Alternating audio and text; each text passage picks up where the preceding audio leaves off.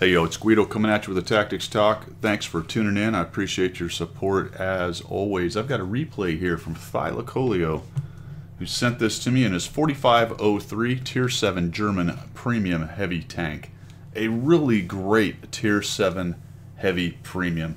The premiums at Tier 7 are kind of strange in a lot of cases, but this one is actually a really nice tank. And he is loaded into a 357. It's going to have a pretty good game. In fact, he's going to ace this game. But let me ask you something, and if you've listened to a lot of my videos or even a few of my videos, I think you'll probably get the answer to this. But the question is, if you had an ace game, is there anything to learn from it? If you had an ace game, is there anything to learn from it? Well, why would there be, right? You had an ace game. You did as good as you can do in the tank. You won the game. You got a lot of damage. Why would I be curious if it was a game I could do better in? Why would I analyze or be critical of my performance if I had an ace game? Well, I think you know the answer to that. And of course the answer is because if you're looking for incremental improvement, sometimes the good games are where you're going to find the more nuanced and critical things that you could have done better. If you YOLO out and die in the first minute, it's pretty easy to analyze that, well, I probably shouldn't YOLO out and die and just drive into the bad guys and hope that my armor saves me. That's a fairly obvious debrief, a fairly obvious critique. There may be nuances to it. The reason you YOLO'd is because you thought you could, or whatever the case may be. But the real question is, and what's cool about this game is, even if I do well, there's probably something I can learn from it. There's probably something I can learn from it. So let's take a look at what Thylacoleo is doing. He has come into a fairly meta position here on his positioning on Siegfried line, and the heavies usually stack up in here and they play peekaboom with the other heavies peekabooming down here. I like this spot right here, forward around the corner to the right and up by the courtyard on this side is a fantastic spot to be. You can see that their IS has taken the corresponding spot, which is also a good spot to be up in the courtyard. But I actually like this spot from the south a lot because you can cover this way, you can cover this way and down this as well, and you can hide. Now the IS complicates it based on where he is, but Thy decides that he's going to look down this corridor right here, and it's not a bad decision. The 4503 can side scrape a little bit. It's not great at it, but it's not bad either. It's got enough side armor to make it work. The tracks are big and in the way, so if they shoot heat at you, you can really do some good work. And Thy's going to move in, and it looks like maybe he wants to try to take that spot. And then, oopsie, I find this guy, pop him, and I'm going to get in and out. And that's not a bad decision. The problem with somebody being where the IS is sometimes they can do a lot of work poking around. There's a little V, if you saw it right there, where they can get their gun in there and start shooting at you. That can be an issue. Now, Thy, here's something I would learn from right here. I would not have stayed in this corridor messing around with this IS. Why? Because everyone and their dog knows that you're here, and someone just has to pop around that corner, side scrape out, and let you have it. And there he is. Oh, it's at E7, E25. That's strange. And we've shot, and it looks like we have this guy tracked. So let's think about this for a second. He can barely get his gun on me. He's tracked. So what should I do? Not that. So two things. Number one, aim into his... See if I can get you to do it again here. Alright, stop. Aim right here so you can keep him tracked. And two, back up such that his gun can no longer get onto you because he is tracked. Right? His field of regard is very small in the E25.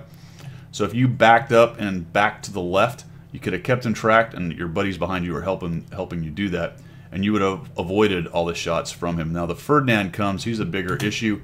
He actually either misses you or was shooting someone else. If you move forward, you're actually getting into the E25 shot. Now that may have been a case, at least right there, once you saw the Ferdinand, of deciding that, well, I'd rather take a hit from an E25 than a Ferdinand, which is a valid observation. Okay, nice shot in there, punish that guy just a little bit, and now we're going to back out. So there you go, a couple things to be learned right there. Either get up into that spot or back out to where you are now, but do not hang out in the middle of that corridor, because people like the Ferdinand will decide to come after you. Ooh, that's a little rough. Let's talk about that for just a second.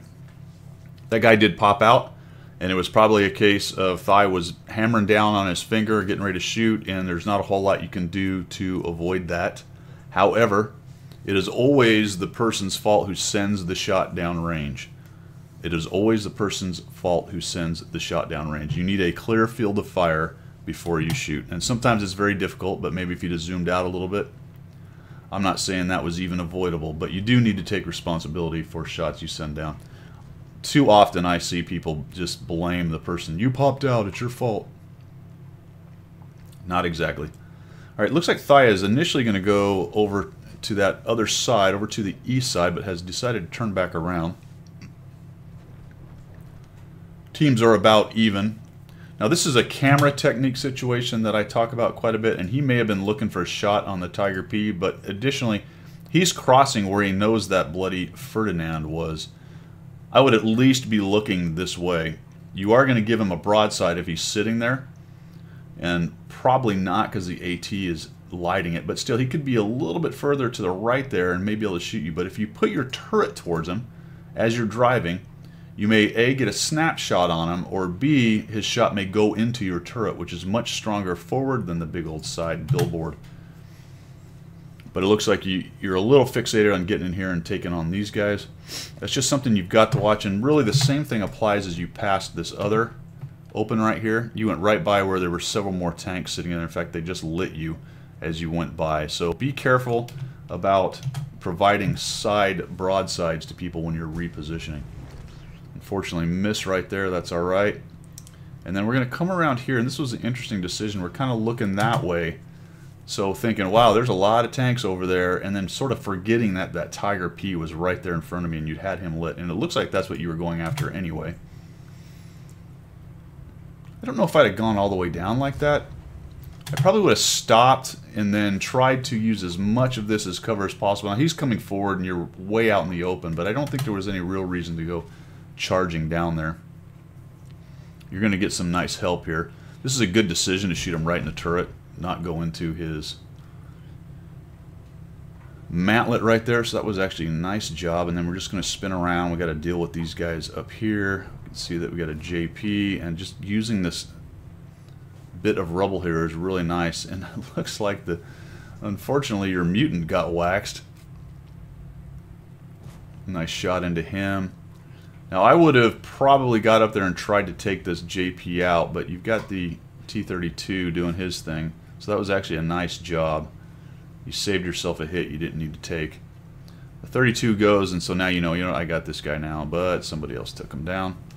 And now we're going to push up into here and get in behind the T-30, and we've got a full strength 40T. So that thing is extremely dangerous to anyone when it is fully armed up. So this is an interesting decision for me right here. The 40T is firing away. He takes a hit. You've got a T-32 over here who's a one-shot. There's a Ferdinand right there as well. You're going to go after the Lorraine right here and take a miss. Now he's backing off like he's just clipped out. I think I'd have gone around and taken out that T-32 right there. Then you're not fighting from two directions. Now you get there because you realize the 40T is buggering off, more than likely reloading. But if that first shot had gone into the T-32, you'd have been reloaded right now to come around on the 40T. And really, at the end of the day, it's all about how fast you can get shots off, maximize shots as required. And now we're messing around with this guy. Not a bad job keeping this derelict dead tank between you and him, but he puts one through your turret. 4503's got okay armor, but it's not that strong. You can see that the 3002 put a regular AP shell through him. Now whether it went into the hole or something, I don't know. If he was, maybe Thy was too fat to hide himself between that 122-44. But the point being, don't rely on the 4503's armor. If it's angled, it can do okay, but it's not amazing. Now that Lorraine, where on earth did he go? Ring around the rosy. He's behind you. Behind you. There he is. So this was an interesting decision technique-wise. You just stopped and waited for him, and it's pretty common. You can't control what the AT-15A is doing, but I would say that if you would zoom out a little bit and then start kind of backing up or changing your direction, you might have got what you needed as far as a little bit of out in the open on this guy. You end up getting a shot on him, so that works. He fires and then someone dies. Or someone kills him and he dies, and that worked out nicely for you right there. That's a small thing on camera work when guys are circling and you've got your own ally in the way as well. You've really got to try to make that space available for you to shoot without shooting the friendly. Ooh, ooh. Just messing around with this, trying to get, there we go, and nice shot. One of the other nice things of the 4503 is the gun is extremely accurate and fires pretty quickly. Not as good as the Tiger 1, but it is a premium. It's pretty close. And I thought you might have that shot right there. He's going to come around and ends up dying. So nice job, man. Ace Tanker 4503. When he sent me the replay, he said 4503 best tier 7. I think it's close. I mean, it's got some competition. There's the 122-44, which is pretty fantastic for a TD in there as well. The Panther M10 is a really good medium. So a lot of the tier 7 premiums are kind of odd, but they're all actually pretty nice tanks. So if you have a chance to pick one of these up or get it for free, I would do it. But nice job, Thy. Good game. A couple things in there you could improve and shore up. You probably left maybe 3 or 4 shots on the table you might have been able to take. That's at the maximum, so potentially a 3,000 damage game if you'd hit on a couple of those things. But overall, good job, Ace Tanker 4503. Thanks for tuning in. I appreciate your support, and as always, we will see ya.